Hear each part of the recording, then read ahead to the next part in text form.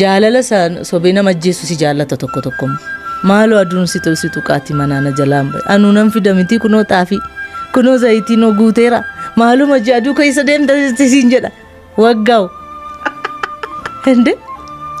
sigale jaalala gaa kunam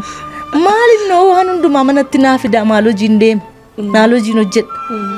jettee manatti hafti isheenis inni kunis hacuuccaa kan biraati hacuuccaa siistama addaa kana kanatti manatti hidhamanii gaafa umuriin isaanii darbu gaafa isa baratan sana yaadatan depression yookaan immoo mukuu addaa keessa seenanii kan jireenya isaanii babbade baay'ee jiru. Kanaafuu yoo nu daawwachaa jiru ta'es yoo nu ilaalu ta'es akka qaba hundumtu akkaataatti mana kee kabajjee ijoollee kee kabajjee abbaa warraa kee kabajjee wal gargaartee jiraachuudha malee namni waan nyaatu dhabee miti kan dubartiin tokko waan nyaatu dhabee wonte kanani hojii hojjedhu ati immoo waan nyaatu dhabdee bahuun qabdu sigala hojii hojjechuun qaba ani nan danda'a warri kun na barsiisaniiru